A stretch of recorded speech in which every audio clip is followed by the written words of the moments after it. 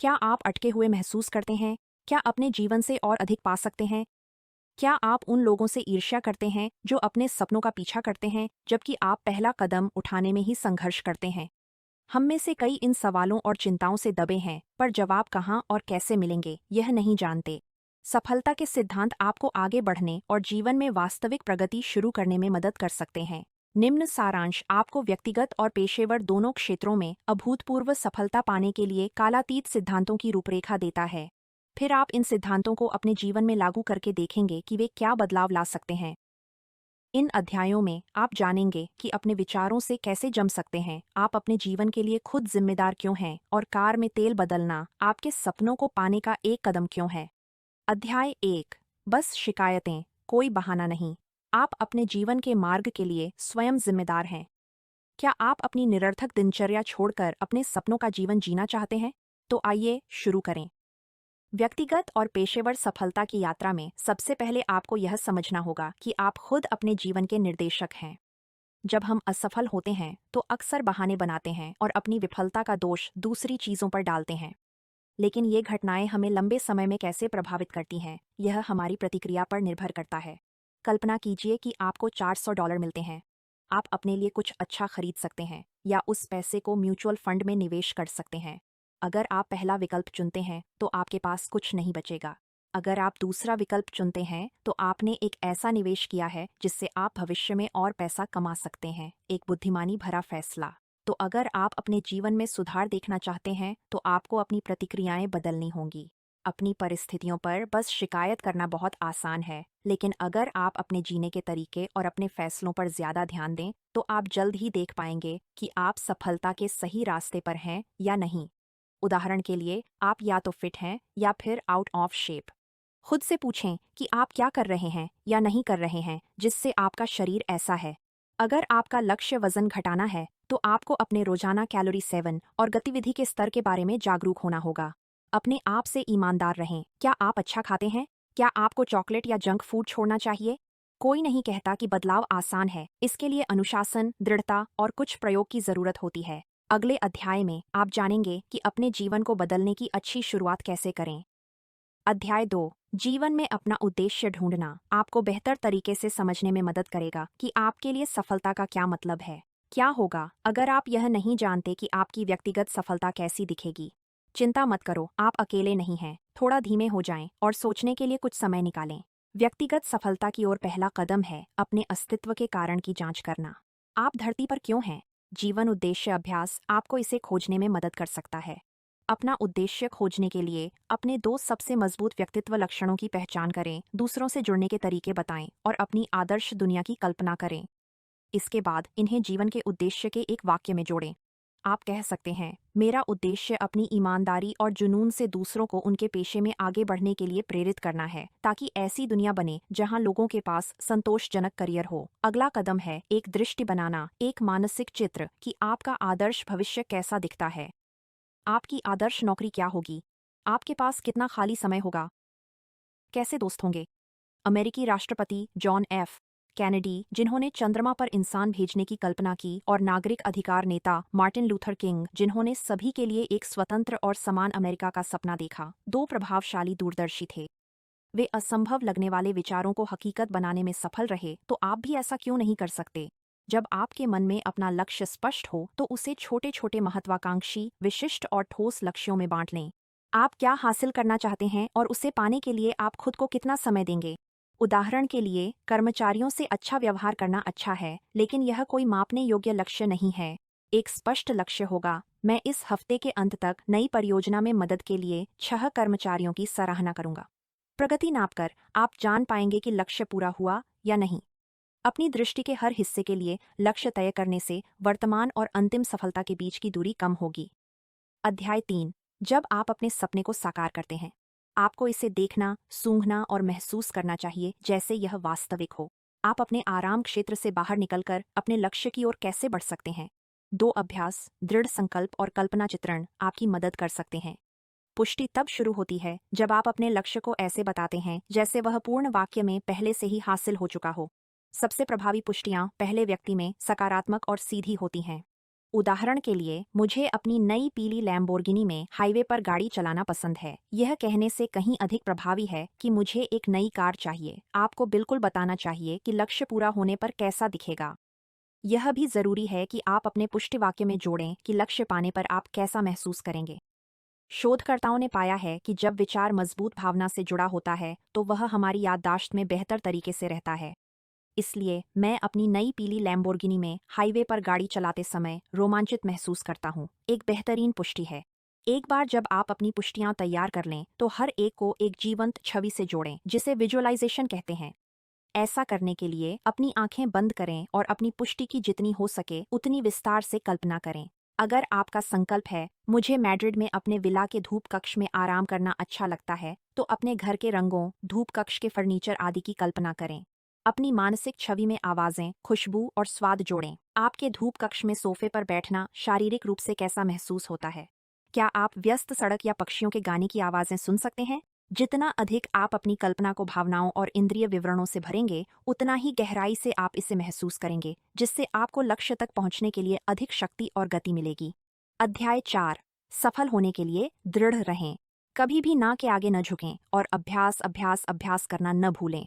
अब जब आप परम सफलता पाने के रास्ते पर हैं, तो आपको संभावित बाधाओं और अगर आप दूसरों पर निर्भर हैं, तो संभावित अस्वीकृति के लिए खुद को तैयार करना होगा। अस्वीकृति सफलता के रास्ते पर बस एक छोटी सी बाधा है।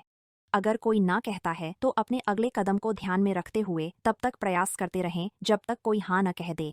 केंटकी फ्राइड चिकन के संस्थापक हारलैंड सैंडर्स अस्वीकृति से बिल्कुल अपरिचित नहीं थे। वास्तव में अपना व्यावसायिक विचार प्रस्तावित करते समय किसी के हाँ कहने से पहले उन्होंने 300 से अधिक बार ना सुना।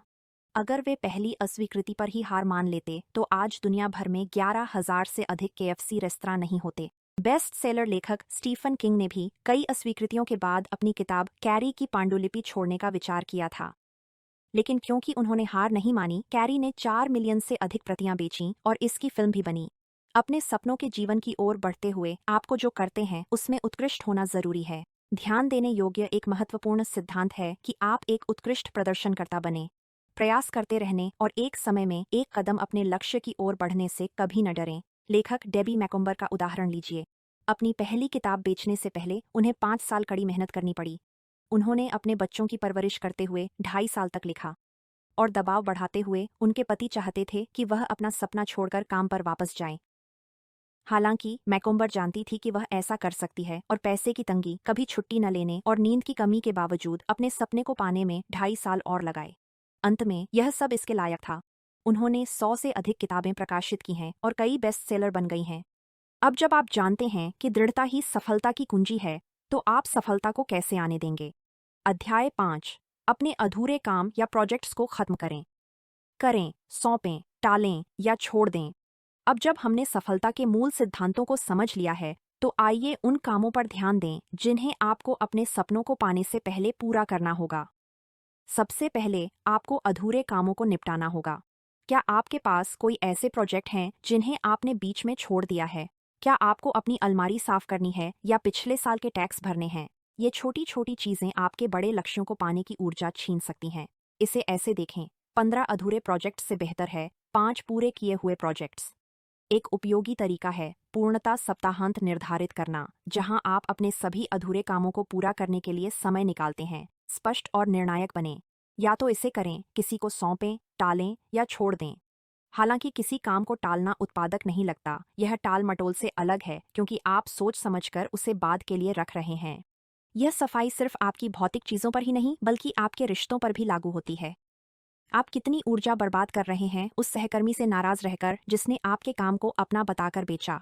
उस दोस्त का क्या जो जरूरत पड़ने पर कभी आपके साथ नहीं होता? आगे बढ़ने के लिए आपको माफ करना होगा। माफ करने का मतलब किसी और का भला करना नहीं है। इसका मतलब है कि आपने अपने फायदे के लिए तनाव को छोड़ दिया है। जिन लोगों ने पूरी तरह से माफ करने की ताकत पाई है, वे अद्भुत परिणाम देख सकते हैं। कुछ मामलों में उन्हें अब पुराने सिरदर्द, कब्ज या अन्य बीमारियां नहीं होती। एक व्यक्ति ने तो यहाँ तक कि छोड़ दिया। नमस्कार दोस्तों, आप यह बुक सुन रहे हैं बुकपीडियाज यूट्यूब चैनल के माध्यम से। अगर यह बुक आपको पसंद आई है तो मेरे यूट्यूब चैनल बुकपीडियाज को सब्सक्राइब करना मत भूलना। अपने आहार को बदले बिना 2 दिनों के भीतर 6 पाउंड वजन कम किया। सोचिए कि आप कैसा महसूस करेंगे अगर अचानक दूसरों के साथ शांति में हो। किसी को माफ करने में मदद के लिए एक प्रभावी तरीका है अपना गुस्सा निकालने के लिए सच्चाई भरा पत्र लिखना। वो बातें लिखें जिनसे आप नाराज हुए। आप देखेंगे कि अपने दर्द को स्वीकारना माफी की ओर पहला कदम है। अध्याय 6। खुद पर विश्वास करने की बात में हम अपने सबसे बड़े दुश्मन होते हैं। सकारात्मक सोचें। अधूरे कामों को निपटाने के बाद आपको लगेगा कि आप अपने लक्ष्यों की ओर अच्छी प्रगति कर रहे हैं। अब यह सुनिश्चित करें कि आपके विचार भी सही दिशा में हैं। मानिए, अक्सर आप खुद ही अपने सबसे बड़े दुश्मन होते हैं। हम अधिकतर अपने बारे में नकारात्मक सोचते हैं, सीमित विश्वास रखते हैं और उन चीज़ों पर फिक्स होते हैं जो हम नहीं कर सकते। यह सोच बहुत नुकसानदायक हो सकती है, जैसा कि यह उदाहरण दिखाता है। एक रेल कर्मचारी कुछ मरम्मत करते समय एक रेफ्रिजरेटेड माल डिब्बे में फंस गया। घबराकर वह ठंड से मरने की संभावना के बारे में सोचता रहा और अपने परिवार को एक आखिरी संदेश लिखने का फैसला किया। अगली सुबह उसे डिब्बे में मृत पाया गया। हालांकि उसमें जमकर मरने के शारीरिक लक्षण थे, लेकिन डिब्बे का कूलिंग सिस्टम वास्तव में खराब था और अंदर का तापमान सिर्फ 13 डिग्री सेल्सियस था। वह व्यक्ति अपनी नकारात्मक सोच के कारण ही मर गया था। सफल होने के लिए आपको अपने नकारात्मक विचारों को रोकना होगा, अगर पूरी तरह खत्म नहीं कर सकते। फिर भी अगर आप गहराई से देखें तो आत्म आलोचना के नीचे अक्सर आत्म प्रेम छिपा होता है। आप सोच सकते हैं, मैं मोटा और आलसी हूँ, लेकिन इस विचार को जांचें तो आप वास्तव में कह रहे हैं, मुझे डर है। आपको डर है कि मोटापे से आप बीमार पड़ सकते हैं और अपनी आलोचना में आप खुद से अपने शरीर का बेहतर ख्याल रखने को कह रहे हैं। आप अंदर से वास्तव में कह रहे हैं, मुझे अपनी परवाह है, मैं स्वस्थ और मजबूत रहना चाहता हूँ और मैं अपने शरीर के बारे में अच्छा महसूस करने का हकदार हूँ। यह आत्म प्रेम की अभिव्यक्ति है। निर्णय से भय स्वीकारने, फिर कार्रवाई के लिए अनुरोध और प्यार को पहचानने से आप अपने सीमित विश्वासों को सकारात्मक और लाभदायक विचारों में बदलना शुरू कर देंगे। तो खुद को आंखना बंद करें और अपने आप से ऐसे बात करें जैसे आप अपना वास्तविक मूल्य जानते हों। अध्याय 7। सफल लोगों से भरी एक सहायता टीम बनाने से आपको अपने लक्ष्यों तक पहुंचने में मदद मिल सकती है। सफलता के रास्ते पर व्यक्तिगत संकल्प जरूरी है, लेकिन आप इस पथ पर अकेले नहीं चल सकते। अत्यधिक सफल लोगों के पास हमेशा ऐसे लोग होते हैं जो उन्हें प्रेरित करते या मार्गदर्शन देते हैं। एक चीज जो आप कर सकते हैं वह है एक सहायता समूह बनाना। आप एक मास्टरमाइंड ग्रुप बनाकर ऐसा कर सकते हैं, लोगों का एक सहायक दल जिनके साथ आप विचार और चुनौतियां साझा कर सकें। ऐसे 6 लोगों की पहचान करें जिनके साथ आप करीब हैं और उनके साथ नियमित कॉन्फ्रेंस या स्काइप कॉल रखें, जहां हर व्यक्ति 15 मिनट तक आपसे सवाल पूछे। इन सत्रों से अधिकतम लाभ पाने के लिए समूह का हर सदस्य ऐसे कौशल में माहिर हो जिसे आप सीखना चाहते हैं या वह लक्ष्य हासिल कर चुका हो जो आप चाहते हैं। उदाहरण के लिए, अगर आप छोटे व्यवसाय के मालिक हैं तो अपने समूह में अपने क्षेत्र के 1-2 सफल उद्यमियों को शामिल करना फायदेमंद होगा। अन्य पेशेवर जैसे सलाहकार, वकील या निवेश बैंकर भी बहुत मददगार साबित हो सकते हैं। समर्थन पाने का एक और प्रभावी तरीका है एक मेंटर की पहचान करना। दोस्तों या सहकर्मियों से सलाह लेना आकर्षक लगे, पर उन लोगों से पूछना ज्यादा फायदेमंद है जिन्होंने वो हासिल किया है जो आप चाहते हैं। सफल लोगों से संपर्क करने में झिझकें नहीं, क्योंकि अधिकांश लोग आपके साथ अपनी सफलता का मंत्र साझा करने को उत्सुक होंगे। उदाहरण के लिए, जब प्रेरक वक्ता लेस ब्राउन ने अपना करियर शुरू किया तो केवल डॉ. नॉर्मन विंसेंट पील, एक प्रसिद्ध प्रेरणादायक गुरु, उन पर विश्वास रखते थे। जब ब्राउन ने पील से संपर्क किया तो पील ने सम्मानपूर्वक अपने अनुभव साझा किए और सुनिश्चित किया कि ब्राउन एक सफल कोच और वक्ता बन सकें। आप किसी ऐसे व्यक्ति को ईमेल लिखकर शुरुआत कर सकते हैं जो आपका अच्छा मेंटर बन सकता है और पूछें क्या वे हर महीने 15 मिनट आपके लिए निकाल सकते हैं।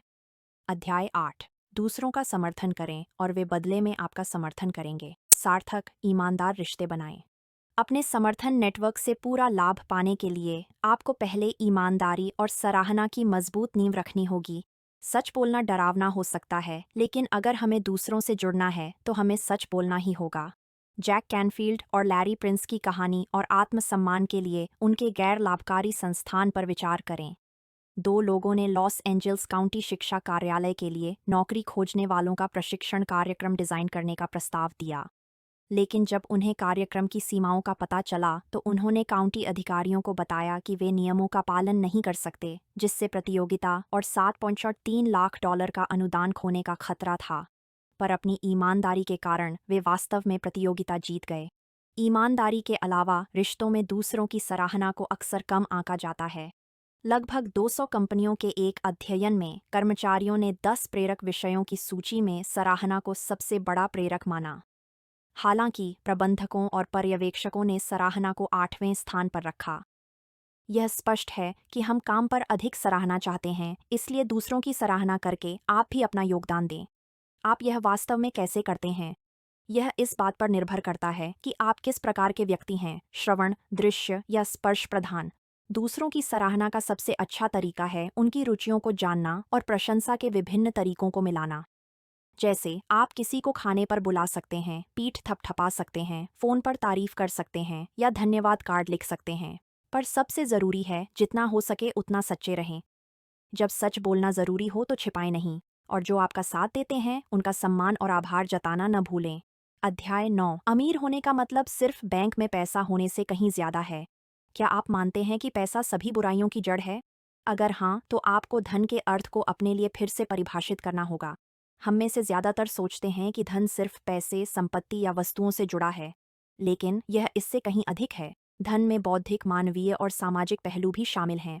वित्तीय संपत्ति के बारे में आप पूछ सकते हैं, मेरी संपत्ति के लिए क्या लक्ष्य है और मैं कौन से शेयर और बॉन्ड रखना चाहूंगा। मूर्त संपत्ति के अलावा ये भी देखें कि आपके रिश्ते, स्वास्थ्य, नैतिकता और आदतें धन निर्माण से कैसे जुड़ती हैं।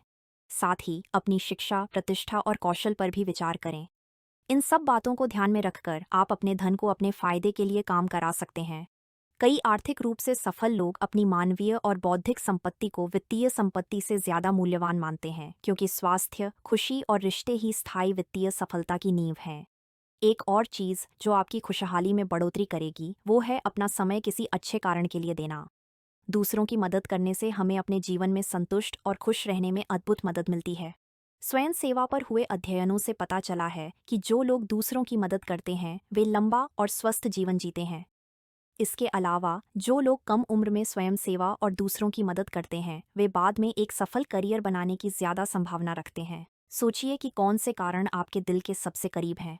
उदाहरण के लिए, अगर आपको पढ़ना पसंद है तो आप नेत्रहीनों को पढ़कर सुना सकते हैं। आप नेत्रहीन लोगों के लिए किताबें बनाने का व्यवसाय भी शुरू कर सकते हैं। जीवन से ज्यादा पाने के लिए आपको समृद्ध बनना होगा, जिसका मतलब सिर्फ पैसे से कहीं ज्यादा है।